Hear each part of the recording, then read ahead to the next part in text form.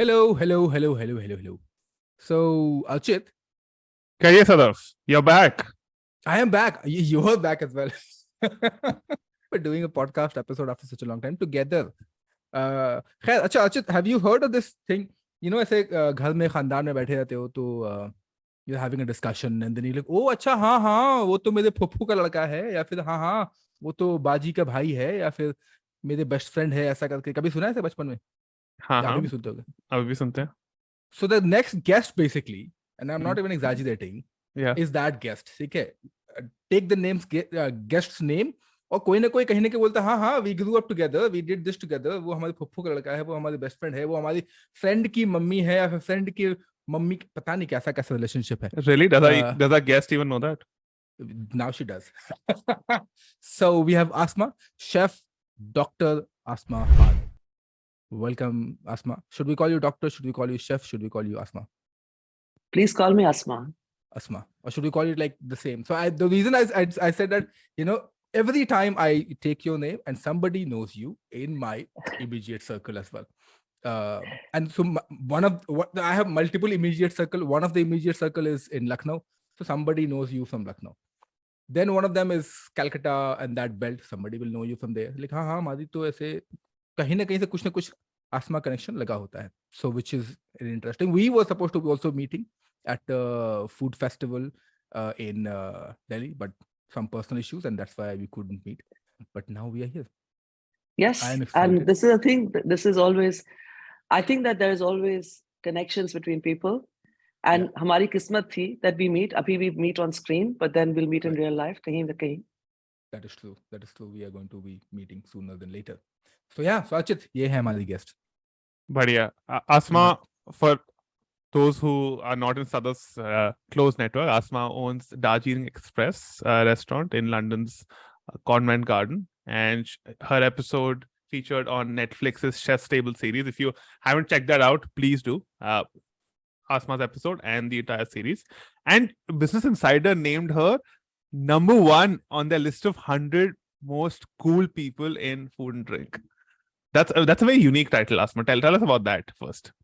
Yeah, and what was very cool was in that list was George Clooney. Wow. I was thinking, this is like great. I think how does it feel to be cooler than George Clooney? I wish it was for real. I don't care. I just want to meet him. That's my only thing. I just want to be cool enough to meet him. I think that because it's a very unique story, and the whole way in which I entered the industry, what I've done, is so far no one else has done that as yet. I think that probably makes this whole thing why people think that this is very cool. I'm actually really grateful for this kind of recognition, because you need to kind of amplify a story like mine, not for my own need. It is really to be able to tell others that, you know, you can start at 43, you can be an immigrant in a country, you can be Muslim, you can celebrate your food, and you can stand up to everything that people push against you and be victorious. So, you know, when things like this happen, when even coming on this broadcast, I'm very pleased, because I know that, you know, you've got a huge number of listeners, and I am reaching out to people, because I think that's all really now what I want to do, is to actually reach out to as many people. This is probably how Sadaf knows 1,000 people who know me, because of this, because I make it a point to talk to people. I try and reach out to as many people as possible. Lovely. So let's go into your background. You are a PhD and you started your supper club, which led to Darjeeling Express, your restaurant. And eventually you got featured in Chef's Table, you have book. Did you always want to be a chef, or was it an accidental journey? Completely accidental.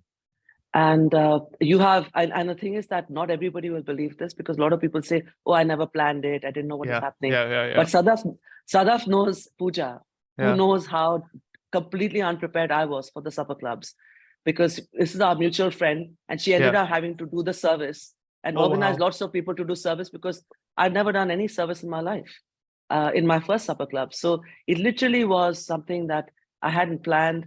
It's not that I love to cook. I love to feed. I enjoyed cooking for people and feeding them. So I used to do these dawats. And then I thought supper club will be like a dawat.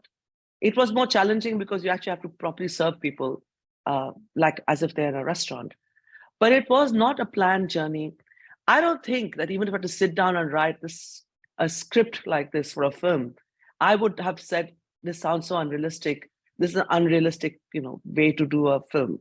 Because it literally was just lots of accidents, things of faith, meeting people in unusual situations. And then I got where I have. Lovely. So I have never run a restaurant, but I have fed people, hosted people at my place. What is the difference between doing the two? Because you transitioned gradually from hosting and feeding people at your home to doing it in a supper club and then doing it at a restaurant. How does that transition look like? It's absolutely brutal, painful. I really, really had a very hard time. Not the transition from the home supper club, where it was like a dawat, people were just sitting down and they were strangers. So that was not such a dramatic difference. The real difference was when I moved from a supper club to the pop-up in the pub in Soho. That was dramatic because I had to bill people and take orders and make sure that the food went to the right table. Yeah. All that was very challenging. And then, of course, I thought the restaurant would just be a slightly more complicated version of this. Yeah. It's an absolute minefield because everything from, the plumbing to the electricity to, fridge not working to staffing, deliveries, you have to be, unless you are very wealthy and you manage to organize a massive management team. Yeah. I did all of that. So that was a very, very, very steep learning curve. I would never want to go back to those nights of anxiety and tears as I struggled and I failed repeatedly. I had lots of pushback from a lot of things and it wasn't a smooth journey, but I'm someone with a lot of faith.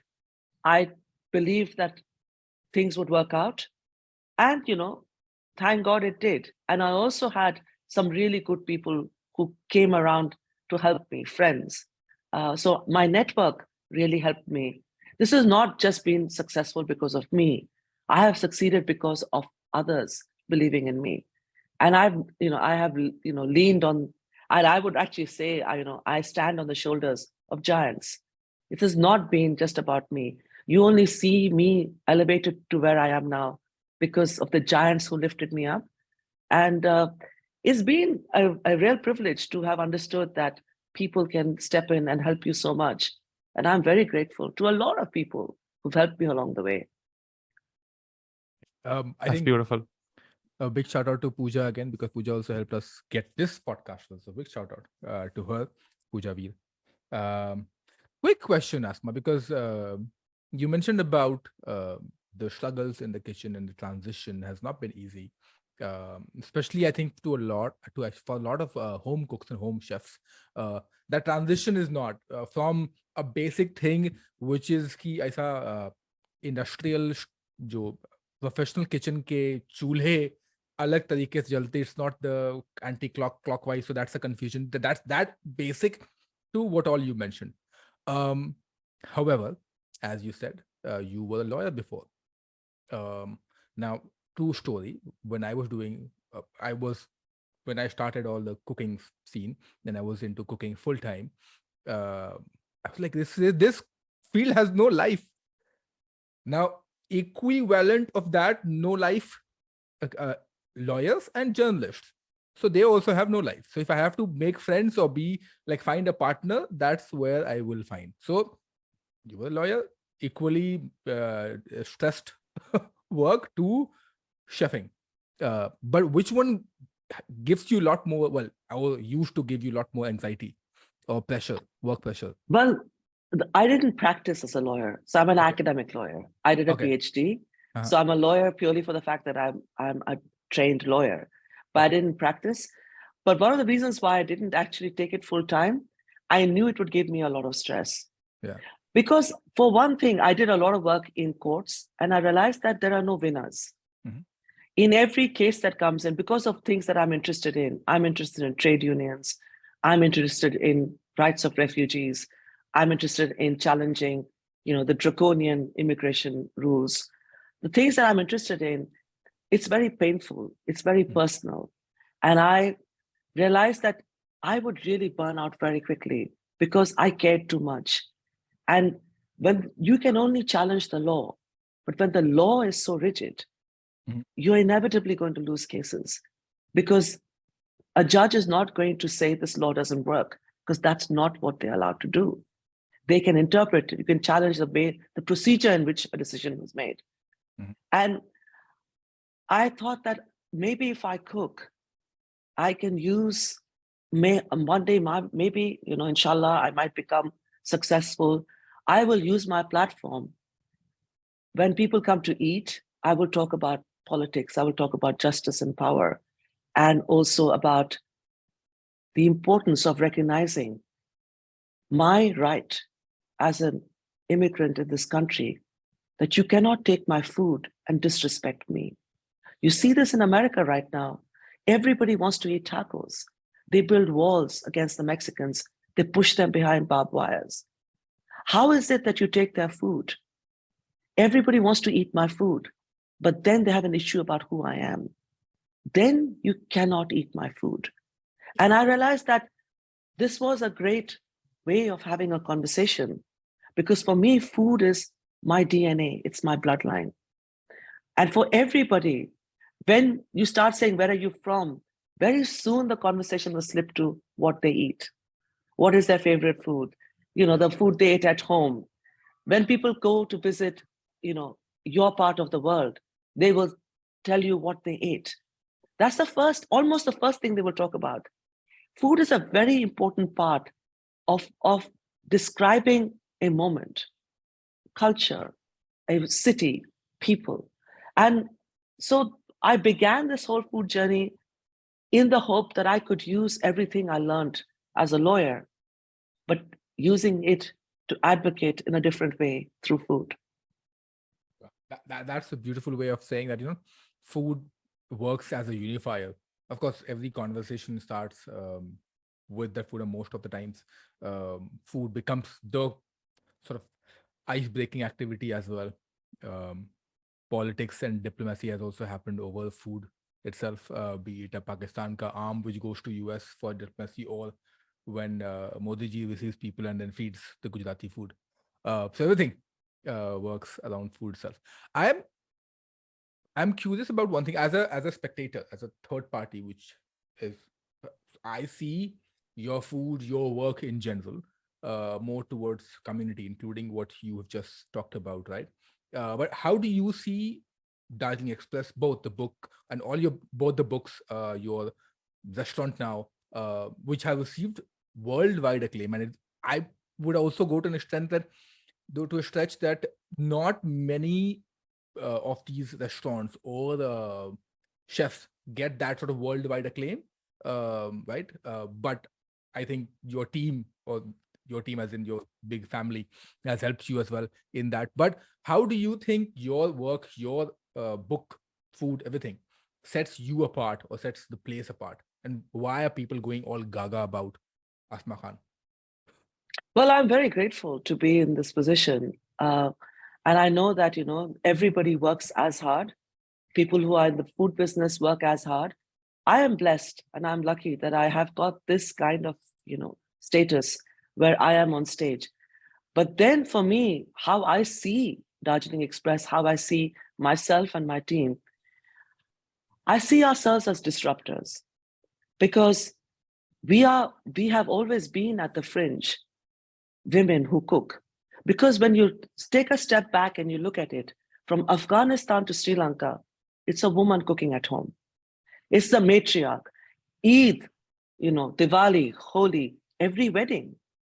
Who is the one who's deciding everything?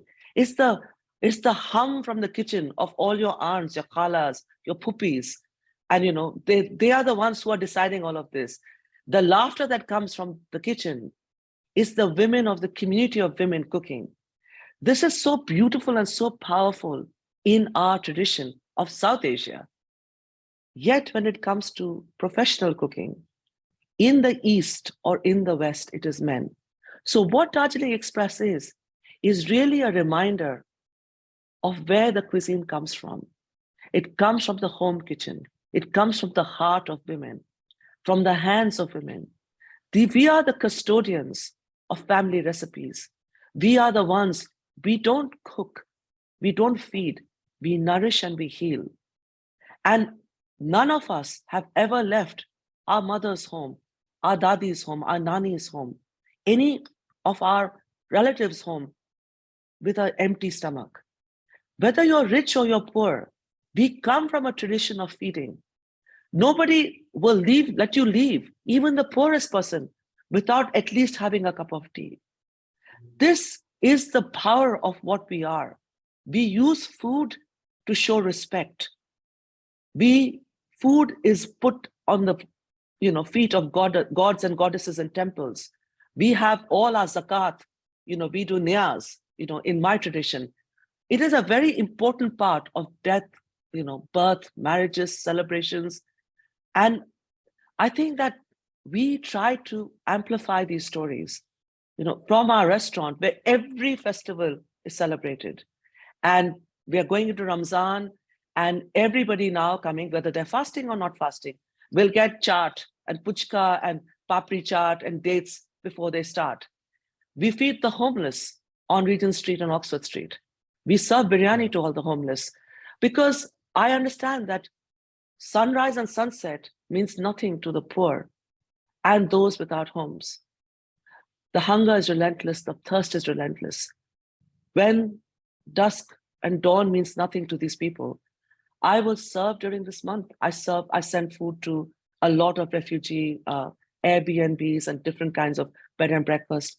So food is a language of trying to explain who we are, because I think that the separation of food and culture, which is happening everywhere, is very problematic, because the easiest thing for anyone is to take my food, to eat my food, but they don't want to have a conversation with me.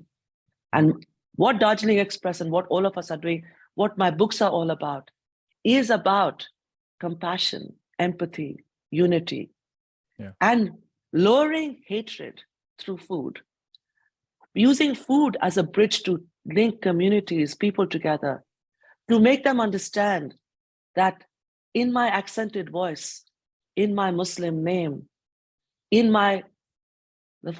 this whole story, I want you to understand, I am just like you. My story is just like you. And I think this is it's a political project. This is not a business. I would have stayed as a lawyer, I would have made so much more money. This is a political process where this is a battle cry for justice as well. For all the women who are in their graves, the dadis and the nanis who went to their graves thinking they were not educated, that they were not skilled, that they were not entrepreneurs, that they had nothing. I want to say salam to them first. And to the girls coming after me who want to go into hospitality. Every hurdle on which I fell and I bled, I carry the scars, but I want to know that I have removed them for the next generation of women coming after me.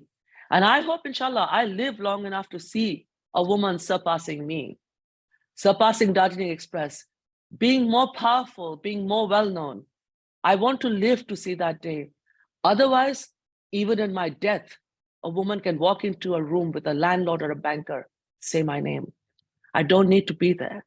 I even in our death, all of us know in Darjeeling Express, we've left a legacy that is so powerful that you will not dismiss an Asian woman in her 40s who has a dream to cook, who wants to open a restaurant. You will not look at her and say, this is the autumn of your life. Look at us, this is the spring of our lives. And to use a cricketing term, we will hit every ball out of the park. This is our second innings. We're not coming back to bat. So we win as a team. Women who are older are dismissed as being not creative. People want to invest in young tech, and everyone is going into technology, and everyone, young, dynamic women. We need to encourage them as well. But you are leaving behind the women with life experience, Yeah. women like me. So this is what we're all about. Interesting. While You're you're almost a talking, poet when you say these things. So I think Wikipedia needs to add poet and chef to your name. yes, we should not Wikipedia. You can just update it, no? Yeah, we'll update it. Yeah, In the break, we will do that. yeah. So Asma, I'm just curious because, in a way, I think what you mentioned is like a celebration, right, of the community, bringing them together. But why food only? But was food the only way to do what you're doing, or is there something else that could have done? Like, for example, when you mentioned about cricket, right? Right now in India, there's a women's cricket team. IPL is happening, right? Which is what they. I was in Bombay over the weekend, and there were banners talking about how women are being empowered through cricket, which is wonderful because there's cricket, there's food, there's everything else. But do you think food was or is the only way, or is there another way for you, not for the world, for you only? Food was my calling. Okay. I started cooking out of desperate homesickness, and I cooked with that kind of passion and thing that I wasn't trying to innovate, and I wasn't trying to do a twist on this and a twist on that. I wanted to eat the shami kebab. I wanted to eat the aloo dum luchi. What is absolutely what I yearned for. See, Mhm. all of y'all who are much younger, you don't know that world in which I went to England. There was no WhatsApp, no computers. It was very expensive to call. Traveling was very expensive. You were uprooted completely. My father would write to me, and I would write to my father. This was communication. We did a 3-minute call. Where my whole khandan was there. Everybody, including the Darwan, would say hi to me. So I didn't really get a chance to even talk to my father or my mother and say anything, because everyone wanted to say, hello, beta, how are you? Before I could say, I'm fine, they'd pass the phone to the next person. But you all don't know that life, where it was a landline and it had to be timed and, fixed by letter that I will call you on so-and-so time, and then we would talk. So in the aromas, as I cooked, I felt the presence of Ammu next to me. It took me home. I understood that. This is why I made this the mission of my life, that I cook to take whoever is eating on my table, be it on my dining table where I'm actually sitting right now and doing this interview, where I started my supper clubs, to my restaurants, to the pop-ups, to wherever it is. I want you to put your burden down, to put your ego away, eat with respect, and remember the time when women in your family, whether you're Greek or you're Portuguese or you're Italian, wherever you are on the same journey as me. Some woman cooked for you in your distant past, and I am taking you back there. And so many people, not knowing that this is my mission, come to the past, talk to me and say, I don't know if my grandmother cooked Indian food, it tasted just like that. And they're from some other culture. And a man left a note, and he's not South Asian because there was no South Asian at that section that day. He said, I want to tell you that you left me yearning for a place I'd forgotten existed. And now in my heart, I just want to go back to that place. Your food took me there. This is what I know I can do. This is where my strength is. And this is also what I love doing. I love cooking. I love feeding people. It makes me feel complete.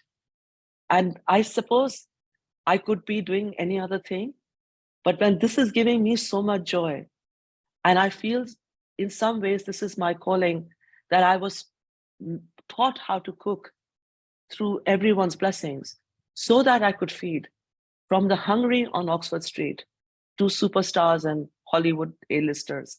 I feed them all with the same humility because I understand this is my role in life. Wow. I mean, just a compliment. While I'm listening to you, I am just your voice has that very soothing texture to it. And in my life, I have, apart from, of course, my own family, elder ladies, So two other women apart from you now. One is Oprah Winfrey, another one is Simi Garewal. Both of them have this very soothing voice. You can just sit down and baat karte rahiye, chup kyun ho rahe? So I'm sorry, I just wanted to sort of point it out. You have that very Well, thank you.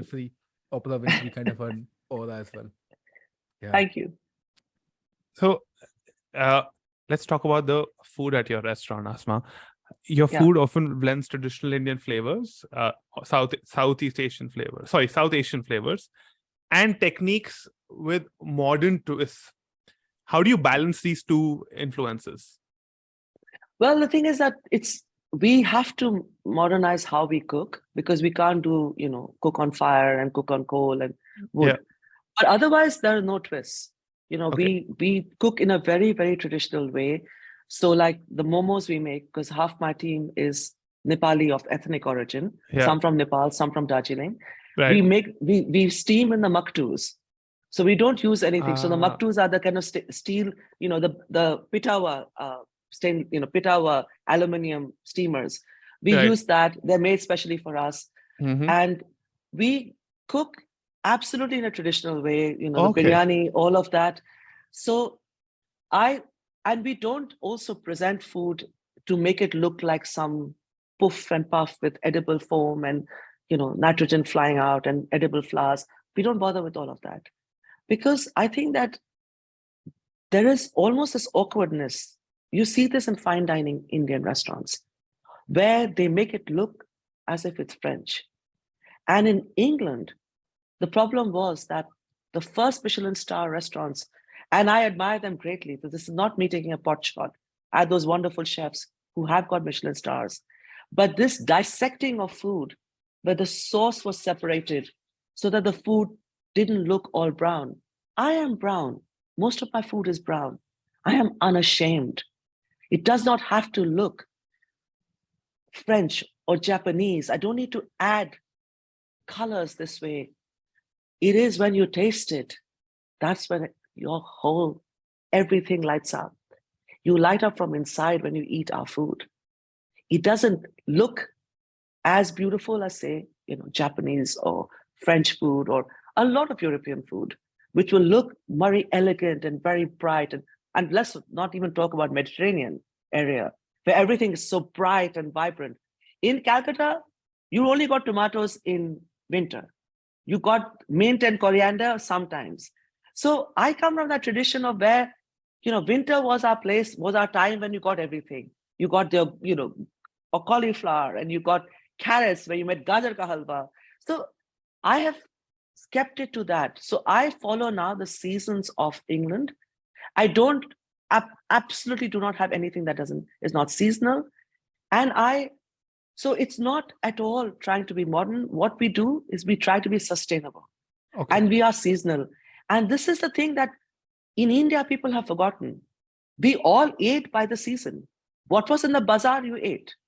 You waited for the sarso ka saag makka ka roti because it came at a certain time. Yeah. Gajar ka halwa with the red carrots only came in winter. Absolutely. In Bengal, the phul gobi, which is the cauliflower, was put into the samosa in winter.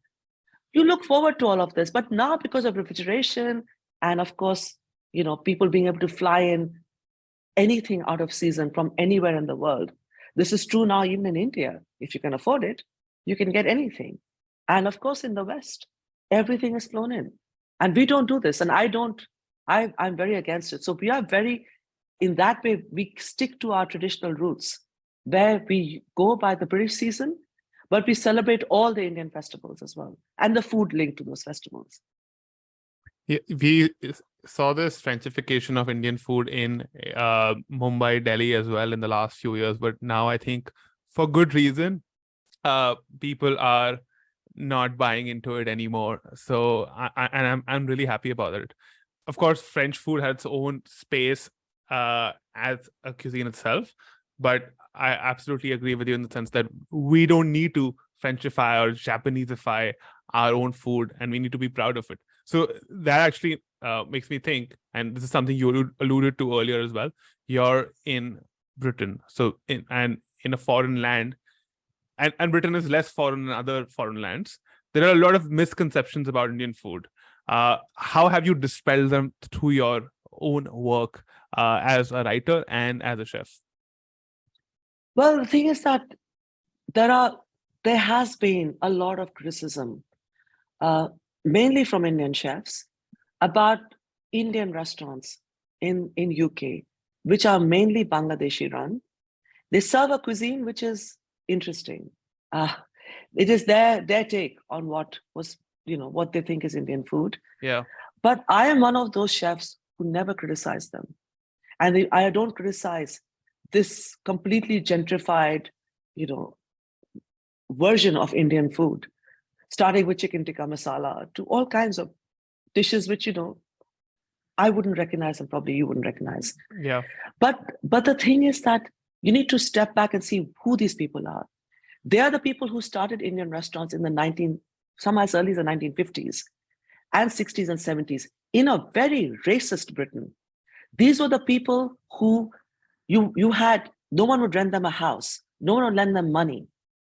They had no options. So they decided to set up their own businesses with their own families and create a cuisine that they thought white British people would like. They add a lot of cream, they add a lot of butter, they made up things. But what they did is they introduced spice to this nation. They changed the palate of a nation. This was a country where no one knew what spice was.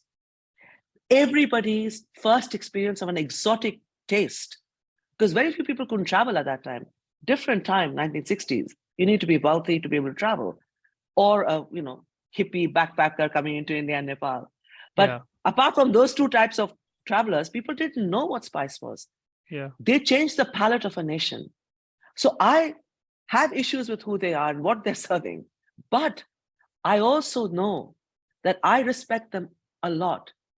Someone like me can be where I am today because of what they did. They built the foundation of we have first advantage. You have all kinds of cuisines coming into London, but every American I meet says, "Oh my God, you get the best Indian food." We are now able to have that space, a unique space, and it is, the national dish, chicken tikka masala. Everybody loves Indian food in this country. People look at this country as a place where you come for good Indian food. We have the advantage, of course, of the diaspora, immigration over the years from Pakistan, India, Bangladesh. So we really have a huge advantage over other countries, that there is a very large variety of different styles of cuisine, including very authentic, absolutely, proper Punjabi food. You get, Gujarati food in the kind of Gujarati areas. So there's this kind of big tradition of local restaurants that the locals go to. But the generic restaurants, which is the high street restaurants, have always had an unusual kind of menu. But I hesitate to criticize them because I respect them a lot.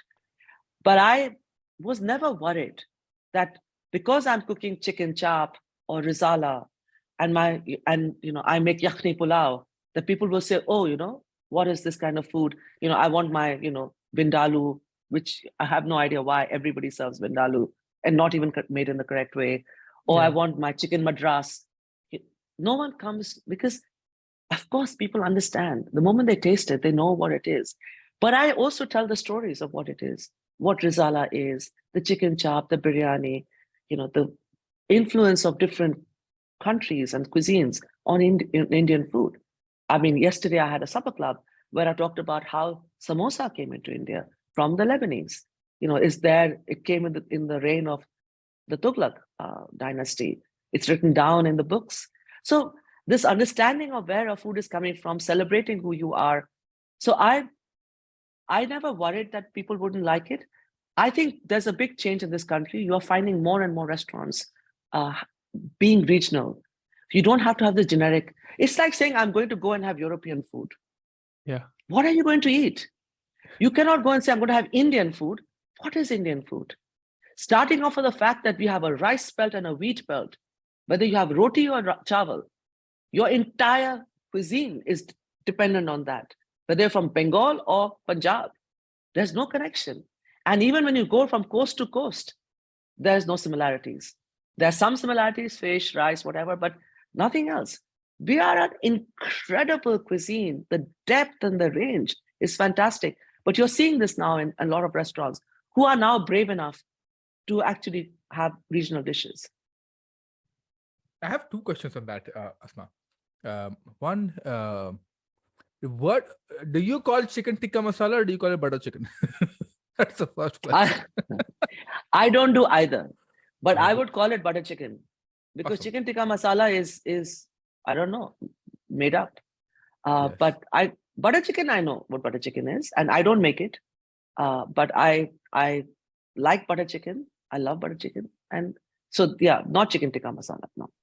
I live in Madrid, and the Indian restaurants here are very much like the generic British Indian restaurant that you described with Madras chicken or Madras curry. I actually didn't even know what Madras chicken is till I went outside India. I've never had it The in thing India. is, I got a shock. The first, this is 30 years ago. Yeah. I was taken to an Indian restaurant by a friend when I just moved to Cambridge from Calcutta. Yeah. And they presented Shahi Pulao where they dyed the rice multicolored. And I was like, whoa, what is this? And then the saag paneer came with cottage cheese that they'd taken out of the thing, pot, cottage cheese that you get. No paneer. And my mind was blown. I could not believe this was Indian food. And everybody kept asking me, how is this house? I was like being so polite. Also, I was a new bride. I don't want to upset my husband and all his friends thinking that, I'm this snooty, crazy person. I want to be friends with everybody. So I said, it's okay. But it was just a shock. Yeah, I also never heard of all these things. I got a real shock. I was just absolutely never heard of all these dishes. Or balti, for me, balti you bathe in, yaar. What is a balti? So it really was very confusing. Yeah. So the second question that I had was also the same like what you were discussing. Is that as a chef, in the modern times, there's a new discussion around that what is authentic food, right? I am somebody who doesn't believe in authentic food, right? What was cooked yesterday and what is going to be cooked today, not going to be the same thing, I believe, because everything changes the flavor of food. Now, in that space, there are this new discussion. A couple of days back, we also had another podcast with Ronnie on getting the Michelin award for his restaurant Sema in US, where he was talking about the same thing what you're talking about, unapologetically Indian. कि मेरा डोसा अगर brown है तो brown दिखेगा, वो अगर लंबा है तो वो लंबा. It's not going to. I'm not going to serve it like a coin, right? So, which is exactly what you were talking about. This is how it is.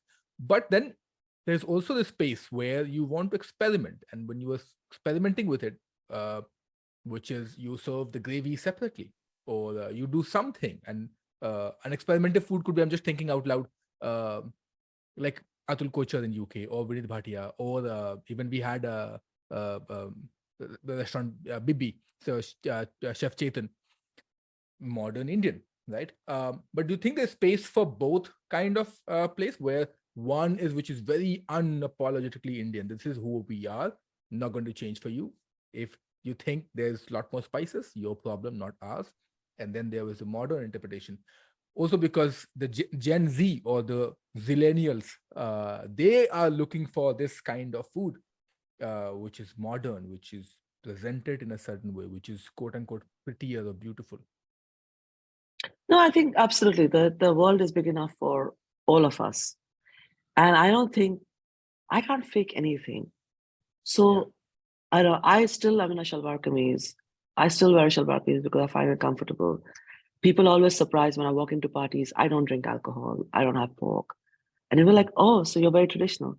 I am. But I'm also someone who rattles the cages and who is using my platform to change things. You can use, I think, as long as you make your life meaningful, that it's not only about you. And if you can cook and you want to cook, dissected food and make it look pretty, that's your decision. I never ever take pot shots at people who are working. It's a lot of work. It's soul destroying how hard we all work. Simple thing like we don't eat a single meal with our family. if you actually in your restaurant, you don't. And it's hard work. It takes a toll on you, in your health. But we do this out of passion. Some people do it because they think they'll become famous. Whatever reason you are cooking, I think that all of us benefit. As many of us as there are around who are saying the word Indian, saying that this food is from South Asia, we all benefit. We all benefit because we are able to highlight through our food, our people, our country, our women, our stories, then our films and our music, all of this. Because I think that the food came first before, we won all our Oscars. It's taken time. It is so important. I see a bigger picture. I see the celebration of a region, of an entire region, from Afghanistan to Sri Lanka, of all of us. When any of us do well, all of us benefit from that glory. And I think that if you want to have this modernized cuisine and it is more popular, easier for a lot of people, good for you. I don't have to do that because for me, I am running a different race. I'm not running the race that a lot of other people are running. This is to do with who I am, where I come from, my politics, and also the platform that I have, which is different from many other chefs, for which I'm very grateful. I use that platform. A lot of chefs who were featured in Chef's Table have branches all around the world. When I was there, when Chef's Table came out, everybody approached me, from Japan to Monaco to, going off to LA, opening restaurants everywhere, endorsing brands. If anyone sees my Instagram or anything, I don't do any endorsements. I am using my time and my momentary time on stage under the spotlight to talk about all of us, to talk about our culture. So if I had to earn money, I could have been super wealthy and spread myself thin everywhere and not had the time even to have this conversation with you. But I am not doing that. I am choosing to run a different race because at the end of it, I know that, all I need to afford is my kafan and I will go there empty-handed. And I don't need the wealth. There's nothing in my life right now I want to buy. So I can focus on conversations and I can focus on breaking bias, on bringing down prejudice against my skin color, my faith, my name, my age. All of these, I'm trying to communicate the unfairness of it all. It is purely bias that you can hate me without knowing me because you know my name. It's staggering, but that's what's happening. It is. Rightly said, I think, which is that it is your race and you're running your own race. You're not like running with somebody else to win or lose. It's your own race and you're winning or losing in your own race, which is wonderful, which is what I like to call, and Archit knows this, which I look at it as a thehrav ki zindagi. There's itminan in that if you're running. And nicely put the kafan as well. So on that kafan note, it's beautiful that you judge yourself on your own metrics rather than the metrics that the world projects on you. That I find really, really fascinating. I try to do that in my life. Often I'm not successful, but sometimes I am. I think the other thing is that I have the advantage of having grown up without Facebook, without Instagram, without any of that kind of scrutiny. I think it's very tough. I have to agree. I'm 53, but I think it's very tough for the younger generation, where you feel you are having to compare yourself to other people. So much of it is fake. And I tell, I go to a lot of schools. I talk to a lot of young women of all ethnicities. I say, you're not how many Instagram followers you have, who your boyfriend is, what car you drive, which school you went to. You should judge yourself on whose life you changed. Be the rebel. Shake the cages. Shake the earth around you. Then you can look at yourself and say, I am powerful. This kind of fake, people unfortunately now judge their own, what they're worth by what others judge them by. It's a huge problem, and we need to discuss this, because many of the younger children, even as young as 7 or 8, are traumatized by body image, by what they look, how they present themselves, and this will hinder them, will not allow them to set themselves free. When you talked about kafan, it reminded me of Kabir ke dohe, kya lekar aaya hai bande jag mein, kya lekar jayega. Yes. दो पल की जिंदगी है, दो पल का मेला. On that, दो पल का break भी ले लेते हैं, because we need to update Asma's Wikipedia as well. Archit is going to do that. He's going to add poet there. And let's take a break, come back, and फिर अर्चित भाई से भी कुछ पूछ ही लेंगे मेरे ख्याल से. आते हैं ब्रेक के बाद. Hey everyone, welcome to IVM Podcast. Here's what we have got in store for you this week. Listeners, presenting to you Club Vartalab, the premier tier offering for our podcast. Here you get a number of perks like access to the extra bits and clips from the episodes completely unfiltered, uncut and raw. The chance of watching or listening to the episodes 2 days before the official release. And absolutely free of cost entry to the Vartalab Just Us live shows. That's right, stories in person. Occasional live streams of the episode tapings on YouTube. An exclusive members-only Telegram group with Akash and Naveen. Also, you get your name on the producer slate at the end credits. Whoa, that's a lot. So go to youtube.com/@vartalab and click on the join button to become a member now. On Cock and Bull, Cyrus is joined by Naveen and Puneet to discuss an elephant becoming the heir to property worth rupees 5 crores and a crazy story of a man who burnt 8 vehicles. On Simplified, Naren and Tony discuss the Flynn effect and its causes. And on all things policy, join Shailesh and Bharat as they discuss India's rank in AI innovations and how to take it a notch higher. Once again, do not forget to visit our merch store on ivmpodcast.com. We've got some super cool and exciting stuff up there for you and your loved ones. Follow us on social media. We are at IVM Podcast on Twitter, Facebook, Instagram, and LinkedIn. If you like our shows, then do not forget to spread the word. You know, it really helps us a lot. And of course, don't forget to rate and review our shows on whatever platform you are listening to them. All our video shows are also available on youtube.com/IVM Podcasts. And finally, we would like to thank our sponsors this week: LIC of India, Yono SBI, Cash Free Payments, and HDFC Mutual Fund. Thank you so much for making this possible. And we're back with one and only Asma Khan. Asma, thoda cheeky question पूछूंगा मैं.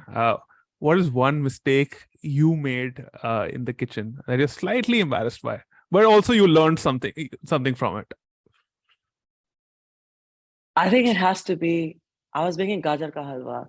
6 hours I was cooking it. And I was very, very tired. And just I tasted it, thoda sa chini kam tha usme. Thoda sa chini. Yeah. So I added what I thought was chini was namak. Oh, classic. And you will see now in all our restaurants, people will notice this, that namak ke andar, there's always a sukha lal mirch. I learned my lesson, and because literally, 5 kg halwa I had to throw. Oh, I had to, wow. and I cried. I cried so much. I called Ammu and I said, Ammu, this happened. She told me, "Arey, tum bahut beokoof ho. Koi baat nahi. You start again." I said, "You called me beokoof." I said to start again. Zero sympathy from my mother. She said, "Tum chamak," and she said, "Why do you have namak and chini in the same looking container?" So yeah, this is probably my biggest mistake. I have learned, and everyone in my kitchen now there's the sukha lal mirch and the namak that kabhi bhi nahi hoga ye phir se. Have you ever done such mistakes, Archit? I have, for sure. मैंने एक बार Enlighten the ignorant. काली मिर्च, मैं मसाला दूध बनाता हूँ कभी कभी शाम को, रात को, तो उसमें मैं जिंजर, ब्लैक पेपर और हल्दी डालता हूँ. एक बार हल्दी की जगह मैंने गरम मसाला डाल दिया बिकॉज वो सिमिलर पैकेट्स में थे. And that must have been yuck. Yeah. Exactly. I couldn't drink that. But with Asma, I could imagine sugar and salt looks the same, but haldi and garam masala two different looking. क्योंकि वो similar boxes में थे, similar जो sprinklers में थे, और वो मुझे पता नहीं था क्योंकि वो recently change किया गया था उसका storage जो box होता है, तो इसलिए. Wonderful. That's a mistake that we all learned. Yeah. So, I will also share my mistake, please. Yeah, please. I did this as a kid. And this was not my mistake. Asma, you would laugh at this for sure. I learned cooking just by looking at people. I didn't go to a cooking school as such. मेरे घर के बाजू में there used to be a ठेला, Chinese, the Indian Chinese, right? And he would make all these fancy Chinese food. And I keep on looking at him, and learned how he makes Manchurian without even asking. I just see, "Acha, you're adding soya, you're adding this and that." Ho gaya. Then one day I come back home, and I am 12, I believe, at this point in time. And now I said, okay, I'm going to make Chinese tonight. So I told my mother, I'm going to make Chinese. So अम्मी आप tension मत लो, आज मेरा अच्छा हमारे घर पे ऐसा चाइनीज है, लेकिन it's not like with noodles, right? That night we were making paratha. तो हमने पराठा बनाया और साथ में ये manchurian, okay, which I want I was making, and veg manchurian by the way. खैर, तो वेज मंचूरियन जो पकौड़े बनते हैं, पकौड़े वकौड़े बने, सब बन गया, सब ready. I tasted the gravy, all good, and I served. Now, when we are having it with the pakoda, with the whole of it, with the paratha, like there's something which is off. We couldn't figure what is this off thing. So, Ammi ate and she's like, "What had this something off?" Abhi ate and like brother ate. I'm like, "Yeah, there's something off in it." So first I had the pakoda itself. There's some. First I had the gravy. I remember, like gravy to theek hai, and then I had that Manchurian ball. I'm like, Manchurian ball, man, there's really like a very unique bitter flavor. I'm like, what is that? What did I add? Because you add baking soda in it to fluff. So I'm like, did I add baking soda a little too much or what? Because could be. So I asked my mother. Actually, my mother asked me, what did you add? I said, baking soda. She said, you added baking soda? I said, yeah. You're like, kaun sa dikhao? So I go to the kitchen and I pulled out the soda and I showed her, this is a soda. Now, genius mother of mine, that was not baking soda. That was washing soda. yuck. आपके internal organ साफ हो गए होंगे फिर उसके बाद. उधर detox हो गया था उस दिन हम लोग. And I'm like, but why would you keep washing soda in the kitchen? And not even Why labeling not? Yeah, सब धुलते हैं वहां से. it. कपड़े तो But- हमें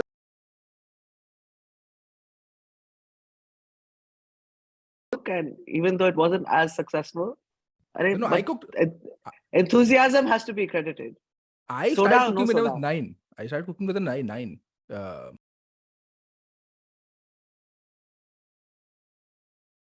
So like all over the place. That my first thing was roti. When I made roti, and it was so fat that you can knock off a human being, not an animal. It was really fat. I couldn't make it. I'm like, गोल रोटी बनती है तो गोल रोटी ढक्कन से बन गई, लेकिन बहुत मोटी बनी. Almost like a मुहर्रम वाली रोटियां. Oh my God. Okay. मलीदे वाली रोटियां, but also कच्ची पक्की. But yeah, खैर हमारी मिस्टेक तो होती रहेंगी. On that mistakes, ये वो. Asma, we are heading now towards the end of the session. But before the end of session, I am curious that you talked about so much things. There was, and as I said, there was Therab in your life already. There's your race and you're just moving. You have a PhD, you have had a show. I'm assuming there's more coming. There are books, there are restaurants, there was travel world over. What else is left in Asma Khan's life? What is this one thing that will happen this year? Do you feel like you need to settle, not in a bad way? Settle is a very bad way, I believe. But is there something which is, this year I have to achieve this? Yeah, I wanted to do this before COVID. COVID, of course, sidelined everything, including my business. Yeah. I realized that in hospitality, you do not have enough mentoring of women. So my aim is to use the restaurant as a base to gather women around, to teach women in hospitality, not how to cook, not how to bake, how to lead. Okay. Because the problem that we have is that we do not have enough women in positions of power. And this allows, especially in Britain, in London, the amount of bullying and harassment of women that's happening in kitchens is no one speaks up for them. They are seen as powerless. And also it doesn't help that a lot of women who work in kitchens are pastry chefs, who work at a different time in the cold kitchen. They're not with the others. So what happens is the few women who come in because they want to cook, they want to, become, or have their own restaurants. It's a brain drain. We lose so many people. I want to change the kind of, literally the culture of hospitality. So I want to set up a school for leadership. And the leadership, we need to change the way that restaurants operate. This idea of a double shift, in this country, people leave when it's dark for work. Yeah. They come back when it's dark. Why do you need someone to do a 16-hour shift?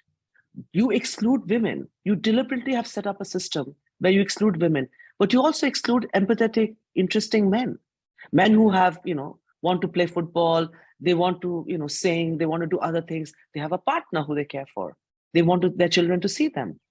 So the problem is that you're getting complete psychopaths now running in kitchens. And also because of Brexit, we have lost a huge number of people who were better at how to actually lift the whole community in your restaurant up. And I want to teach women how you can lead and harassment because they're scared about not being able to get hired again. And it's true. I am the only person who writes extensively, who speaks up, hours of them. And eventually Michelin wrote back to me saying, oh, we can't fully monitor everybody. Of course you can. I want people to know that should not go to a restaurant is bullying and harassing. Don't put your money there. So yes, there is a big thing I want to do. And I am absolutely in the process of setting it up now that I have. By the way, I moved from Covent Garden to a new location. This is new. So that's why you said Covent Garden. I've just moved to Soho, to a brand new restaurant. I have a new lease and I'm now going to use that. So this year is the beginning of my journey to setting this up. And let's see where it takes me. I have two things on that. One, you also keep your restaurant shut on Sundays. Is that still true? And yes. And we will be bringing women home who are home cooks to use that restaurant space to cook. I'm often the waitress because I'm trying to support them. And I think it's very, very important because I want as many women to understand that their food is valuable, that people should pay you for your roti, maybe not for your mota roti, but they should pay you for people should pay you for your roti because we have a problem in our culture. Because mothers and grandmothers have made cooking look effortless, we think it's got no value. We don't think there's a monetary value to the haath ka khana, apni maa ka, apni ammi ka, ammu ka khana, dadi ka khana, because they made it look like it was no effort. Take it from me, it is huge effort to cook. You know this. Everybody who cooks knows that this is a huge amount of effort. So I need to make this a much bigger discourse about why you go into so many Indian restaurants, you will not find women in there in this country. Yeah. You go home, your wife is cooking, your mother is cooking for you. Their food is good enough for you. You don't hire women. And this is very important because restaurants are closing because they can't find chefs. Apne ghar mein dekho na. Get your own women into the kitchens. This is a cultural norm. So there are lots of things, I want to kind of have these discussions because I also want people to know I succeeded. And look at my thing. I have nanis and dadis. Average age of woman cooking in my kitchen is 50. Yeah. We have been successful. So it's the whole impression you don't need to be this crazy combat sport kind of thing. I think men who are cooking in kitchens, especially in this country, so that they are not the same as the feminine image that they remember as children of who is cooking, they have made cooking into a combat sport. So physical, so testosterone driven, tattooed, as if they've come into some kind of, mortal combat. You're not in mortal combat, you're cooking in a kitchen. So this is what I want to do. I want to kind of bring in a softer, kinder, more inclusive discussion about hospitality so that everybody can be part of this wonderful profession. Awesome. And then the second one is, what would a Michelin star mean to Asma Khan if she wins for Darjeeling Express or for any other restaurant that you would open in the near future? Oh my God, I don't want one. Oh, you don't want one? Not at all. Not at all. Why? Because I think, I feel that Michelin is very racist. Okay. And I think that for too long, they have taken forever. Their way that they judge the quality of the food is very, very European in its standard. The obsession with alcohol lists and pairing, not all our food goes with alcohol. And, you cannot pair the way that, we eat our food all together. We don't eat in courses. Absolutely. And you're forcing restaurants to go into this kind of course by course meal. Why should we change our culture? You broaden your imagination, have better inspectors. So if Michelin and I are not the best of friends. I have criticized them heavily. So chances of me getting a Michelin star, 0. But I am always in the Michelin guide, which is very sweet of them and very kind of them. I'm grateful that they forgive all my tanas and my constantly harassing them. So every restaurant I've been, running, we are on the Michelin guide. They're always there. They always put us down. But star ka zamana nahi aayega. अगर Apollo MRF या सीआर्ट वाले लोग सुन रहे हैं तो हम आपके लिए एक इंडियन फूड स्टार लिस्ट बना सकते हैं, रेस्टोरेंट स्टार लिस्ट बना सकते हैं, तो please contact us. Yeah, they should. MRF They should. Yes. It's been an absolute honor to have you on the show, Asma. But before we let you go, you have to tell us one overrated food item according to you and one underrated food item. I think overrated has to be most things that are French. Sorry, I know I've scandalized everybody. No, we agree. I've never eaten anything French, Poncy, in a very posh place. That's blown my mind. Yeah. So severely overrated is every French dish I have ever had. Agreed. And underrated, I think, is khichdi. I think people don't. Khichdi is associated with being sick for many of us. Jab tumhara pet kharab hota, you're not feeling well, they make khichdi. But proper bhuna khichdi, with ghee and caramelized onions and wo jo banta hai na, bhuni khichdi. Yeah. I think that it's tainted by the bad brush of the patli khichdi that you're given. So because they're both called khichdi, they both get tainted by the thing. So I always think this, very, very well-made bhuni khichdi is the one that I think is too underrated because it has a very bad cousin, the other khichdi that we've all eaten when we're sick. So I think that's too underrated. I massively relate because मेरे घर पे बचपन से खिचड़ी तभी बनती थी whenever somebody was unwell, पेट खराब था, and मेरे घर पे I love the food made at my home, but only khichdi I had a very bad image of it. But then I actually tried slightly swanky khichdi with a lot of ghee, masaledar, and then I realized ये भी खिचड़ी होती है. And then I actually worked with my mom in the kitchen and asked her, let's make nicer khichdi as well. So I recently realized this, what you just mentioned. So I agree. Is this the Bengali khichdi you're talking about, Asma? Bengali, Jharkhand? Yes, I'm talking about the Bengali one, but also made in my father's house in Aligarh. Or that. बहुत ही लाजवाब बनती है. And the thing is that they put on there a big dollop of Aligarh, this white butter. So butter pe butter, it's too good. Beautiful. Correct. On that lovely buttery note. Wait. We also have to ask her, Asma, what is one favorite dish, let's say, from Darjeeling Express? Favorite. My one favorite dish from that you would Darjeeling. serve. Yes, one dish that you would serve surely. Ye to kha ke jao. I think the goat khosha mangsho.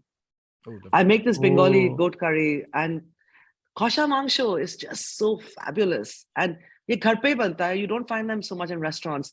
But this khoshta comes from the khash that you at the bottom of the pan as you scrape it. This clinging sauce. वो जो होता है ना, कोई इसमें सालन नहीं होती है. It's really that, and then there always has to be an aloo. And that aloo tastes better than the meat for me. That is true. So I think khosha mangsho we serve and people love it. And khosha mangsho is for me really the top dish that we make in Darjeeling Express right now. Because I'm not saying biryani, because biryani we don't make in the restaurant. It's only on special occasions.